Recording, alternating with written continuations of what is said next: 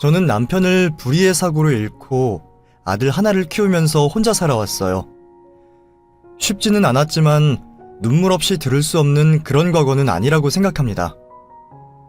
아마 혼자 아이를 키우는 사람들은 어느 정도 이해하겠죠. 여유롭지도 않고 결코 남들과 같을 수는 없겠지만 그렇다고 엄청 힘든 건 아니었거든요. 솔직히 집안일보다는 일을 하고 정당한 대가를 받는 건 생각보다 훨씬 멋진 일이었으니까 말입니다. 무엇보다 하나 있는 아들이 잘 커가는 걸 보면 월급을 한 번 더 받는 기분이 들 정도였죠. 그래서 저는 후회하거나 슬퍼하진 않았습니다. 다만 제 인생을 통틀어 본다면 분명 아쉬운 건 있었어요. 그건 바로 배움이었습니다. 아들이 초등학교에 다닐 때 부모님 직업과 함께 학력에 대해서 쓰는 칸이 있었는데 그런 걸 볼 때마다 마음이 아팠었죠. 저기에 저는 중졸이라고 적을 때마다 부끄러웠습니다. 직업란에 청소부라고 적는 것보다 더요. 어린 시절에 저는 누구보다 공부를 잘했습니다. 뭔가를 배우는 것을 좋아했고 알아가는 것에 흥미를 느꼈어요. 이걸 배우면 좀 더 어려운 책을 읽을 수 있겠지? 이걸 알아두면 엄마에게 알려줄 수 있겠다. 저는 공부가 좋았고 학교를 다니는 게 너무 좋았습니다. 하지만 그건 원한다고 할 수 있는 게 아니었어요. 왜냐하면 저희 집은 가난했고 남아 선호 사상이 짙었기 때문이었죠. 식사조차 한 곳에서 함께 할 수 없는 정도의 차별이 엄연히 존재하고 있었습니다. 거기서 여자로 태어나서 공부를 잘하는 건 마치 모난 돌과 같았거든요. 특히나 할머니와 아버지는 저를 늘 눌러야 하는 존재로 인식했습니다. 계집애가 넘어튀어도 안 되는 거야. 자기 오빠 이겨보겠다고 이를 바득바득 갈고 공부하는 게 분명해. 저런 애는 적당히 누르고 주저앉혀서 지 주제를 알게 해야 된다고. 여보, 그래도 그냥 칭찬 한번 해주면 어디가 덧나요? 칭찬? 칭찬을 하면 기어오를 거고 그럼 더 배우겠다고 난리를 치겠지. 그럼 우리가 그걸 지원해줄 형편은 되고 여자가 배워봤자 드세기만 해주고 남자 기나 죽여. 그래도 당신 딸인데. 이 사람이 정말. 그래서 뭐? 어디까지 가르칠 건데? 나라고 애가 똑똑한 거 몰라?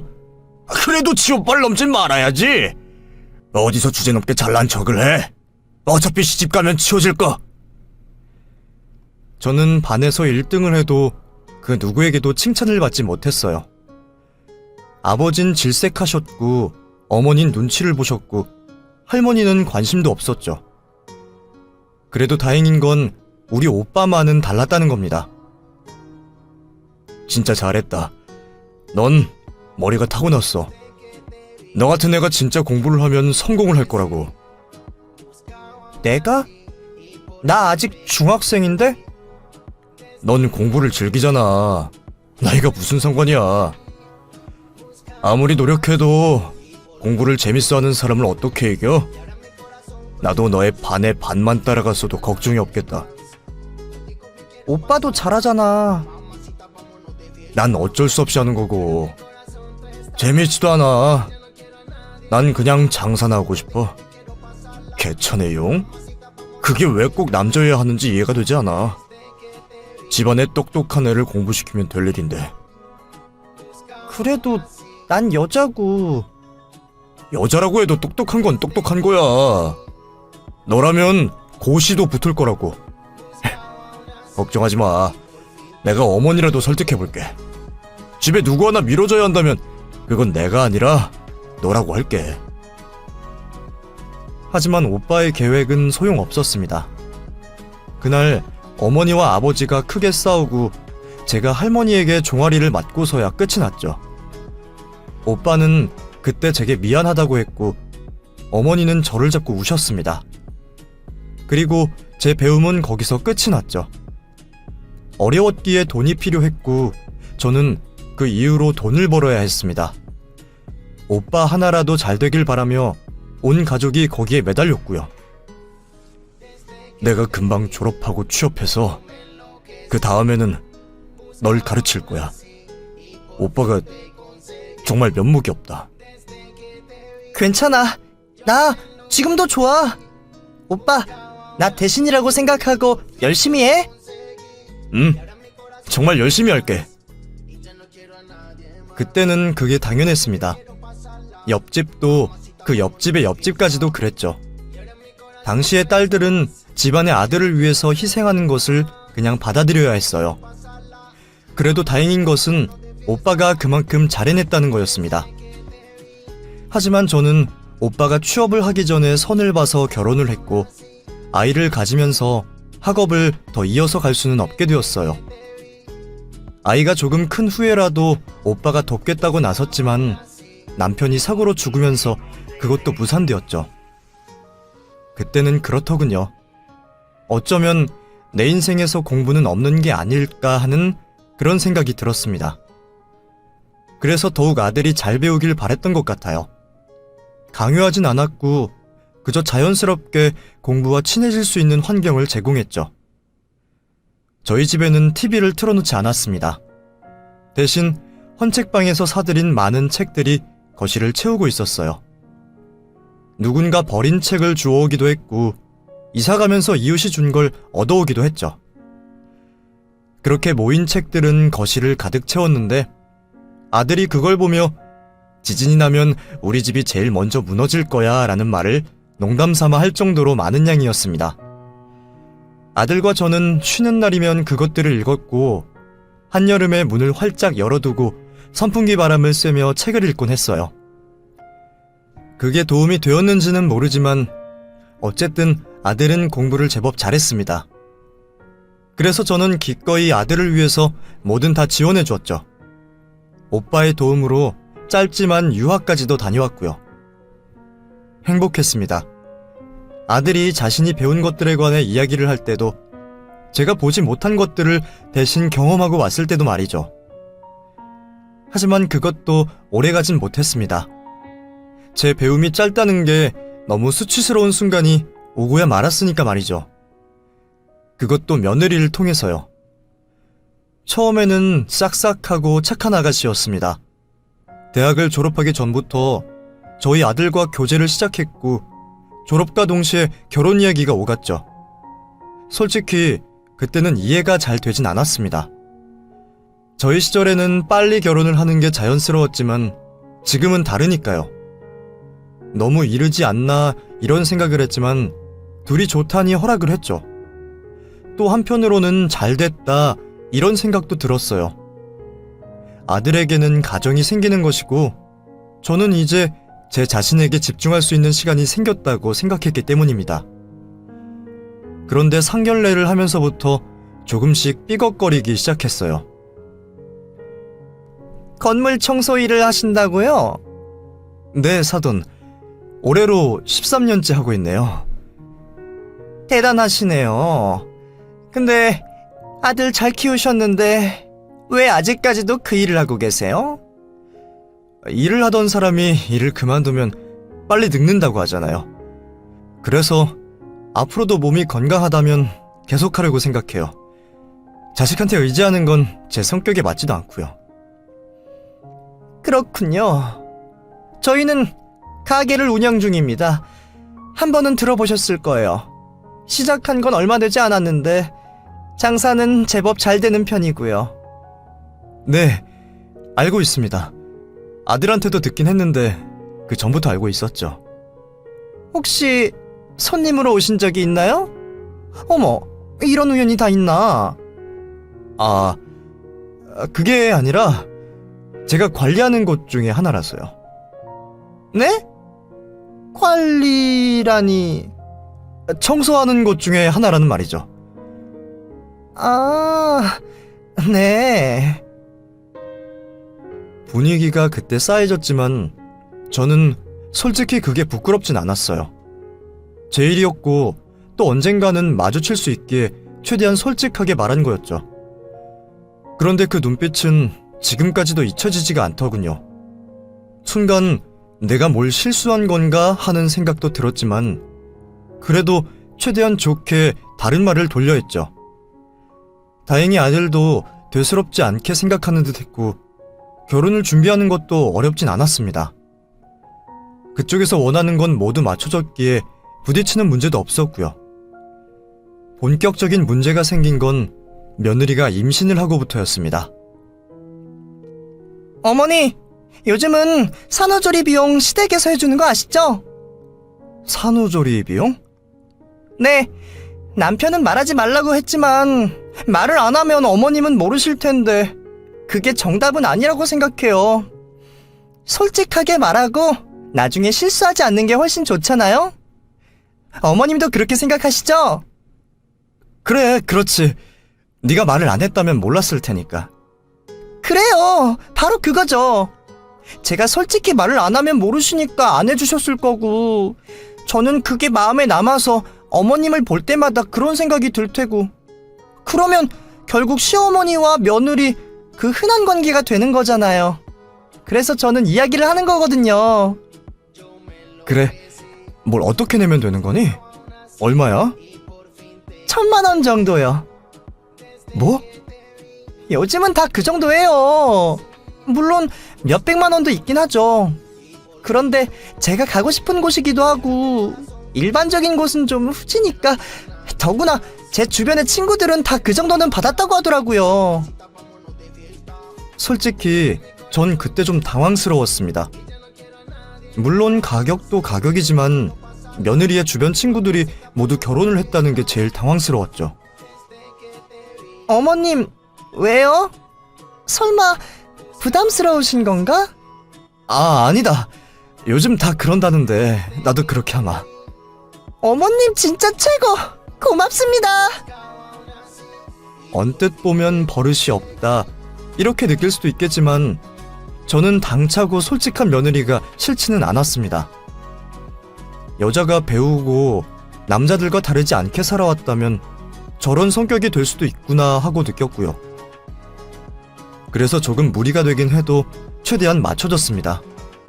아들을 낳으면 작은 명품 가방도 달라고 해서 그것도 해주었고요. 아들은 하지 못하게 했지만 저는 거기까지는 시어머니의 몫이라고 그렇게 생각했던 것 같습니다. 그런데 문제는 아이를 낳고 난 이후였죠. 뭐? 나더러 아이를 봐달라는 거니? 네, 아시잖아요. 저희 부모님은 일을 하고 계시고. 하지만 아가, 나도 일을 하는데 잠깐은 몰라도 계속 봐준다는 게... 솔직히 그거 돈 얼마나 벌겠어요. 어머님은 손주가 중요하지 않으세요? 일보다는 저희 아이를 우선해 두셔야 되잖아요. 그리고 제가 괜히 그러는 것도 아니고. 며느리는 꽤 좋은 대학을 나왔지만 다른 공부를 더 하겠다고 다시 대학에 들어가려고 했어요. 한 살이라도 더 어릴 때 공부를 하는 게 좋다고 생각했는지 제게 도움을 요청한 겁니다. 하지만 저는 아이가 너무 어렸기 때문에 걱정이 많이 됐죠. 그래도 한 1년 정도는 엄마가 아이를 보는 게 맞지 않을까? 너무 어린 아이인데. 알죠. 근데 아이가 제 인생의 전부는 아니잖아요. 그리고 어머님도 아시잖아요. 배운다는 게 시기가 늦어지면 돌이키기 힘든 거. 아, 모르시려나? 뭐? 어머님은 중졸이라고 들었어요. 저희 부모님은 두 분 다 대학 졸업하셨거든요. 그래서 제가 배우는 거에 다들 찬성을 하셨고요.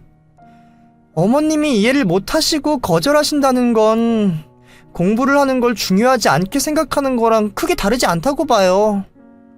아니, 나도 물론 중요한 건 알아.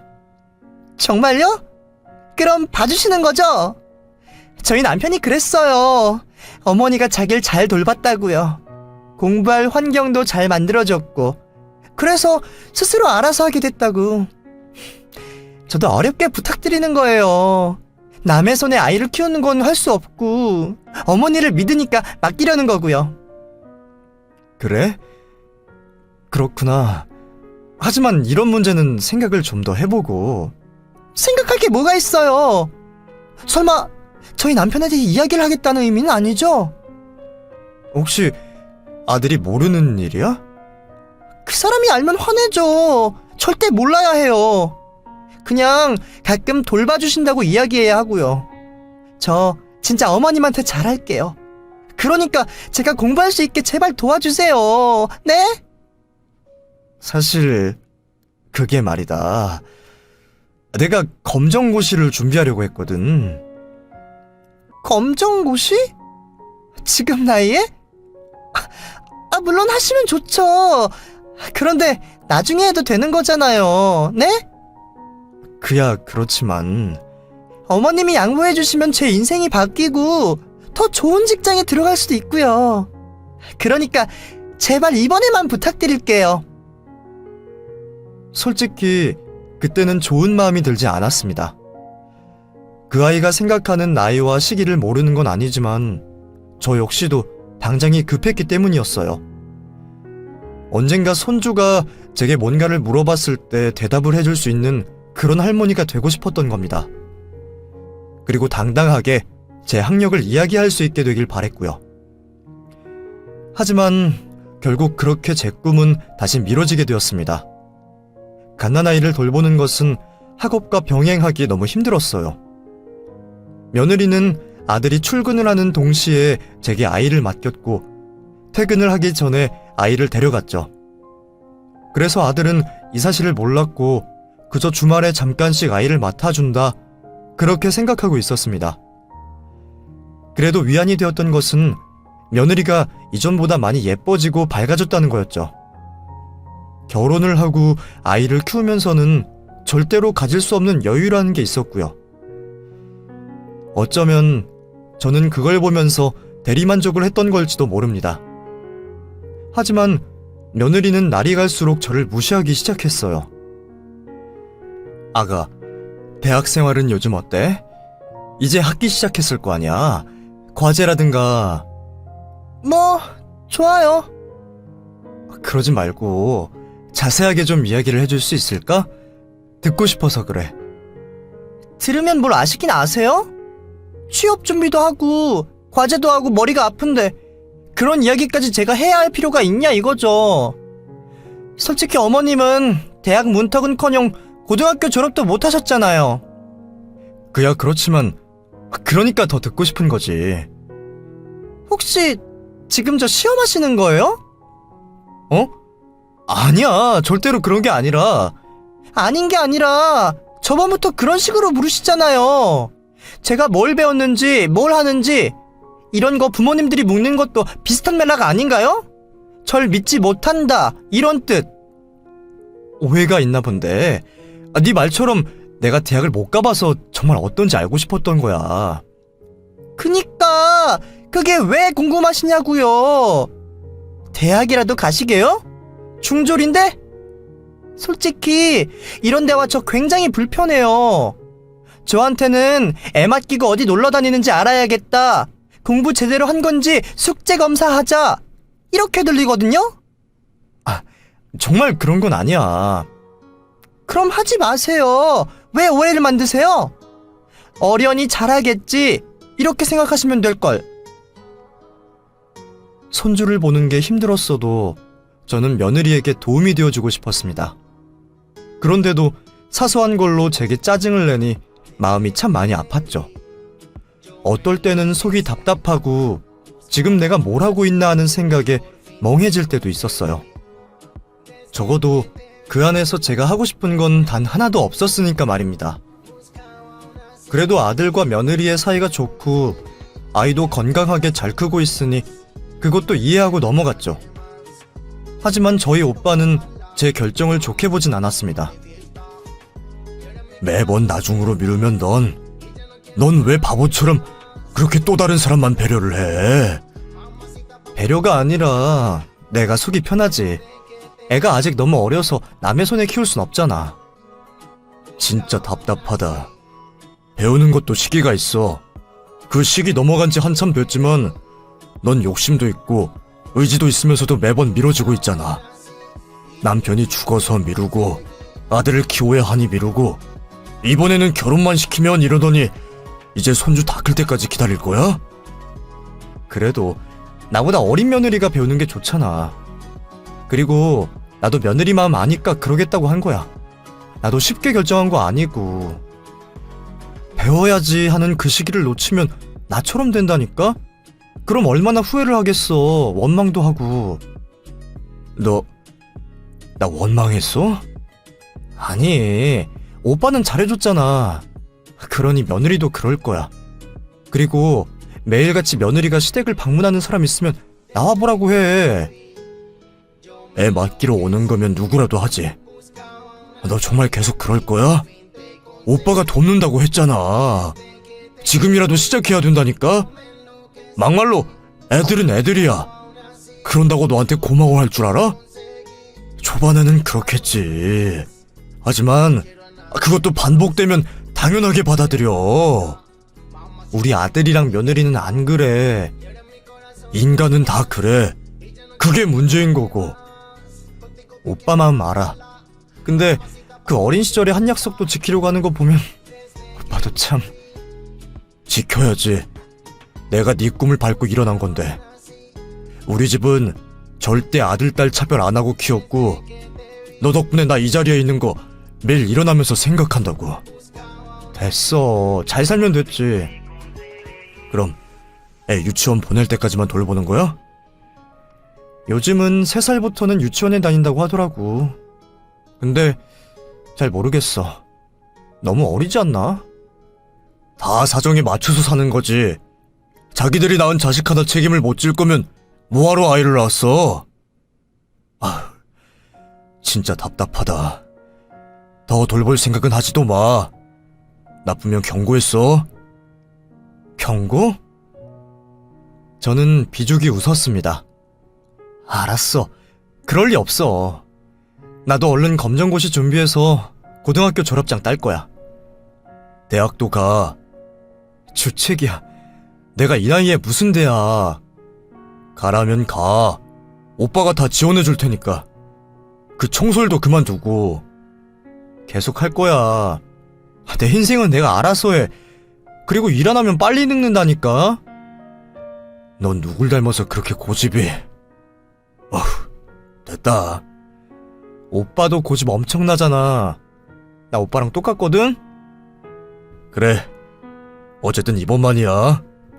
나도 더는 못 봐줘. 알았지? 알았어. 꼭 공부할 거야. 나도 그럴 거라고 결심했고. 제가 한 말은 모두 진심이었습니다. 손주가 3살이 되면 가차없이 내 길을 가겠노라. 그렇게 다짐했죠. 어린이집에 다니기 시작하면 대학에 다니더라도 며느리 혼자서 잘 돌볼 수 있을 거라고 생각했으니까요. 그리고 이 이야기를 며느리에게도 미리 해놨기에 문제가 없었습니다. 그런데 막상 그 시기가 다가오니 며느리의 말이 바뀌더군요. 저 이제 졸업 앞두고 있어서 안 돼요. 뭐? 그때는 분명 가능할 거라고 이야기했잖니. 벌써 3년이야, 3년. 알죠. 그런데 막상 들어와 보니까 너무 과제도 많고 힘들어서 그래요. 어머님도 대학에 다니시면 그때는 제 심정 아실 거예요. 공부하신다면서요. 저 먼저 도와주시면 그때 저도 도울게요. 검정고시 준비하는 것도 돕고요. 네? 그리고 어머님 말씀처럼 아이 유치원 가면 수월하고 시간도 날 텐데 틈틈이 해도 되잖아요.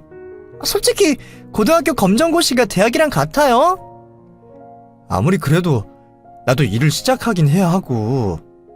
그 사람이 용돈 드리는 거 알아요. 주말에 아이 봐주는 걸로도 고맙다면서 주잖아요.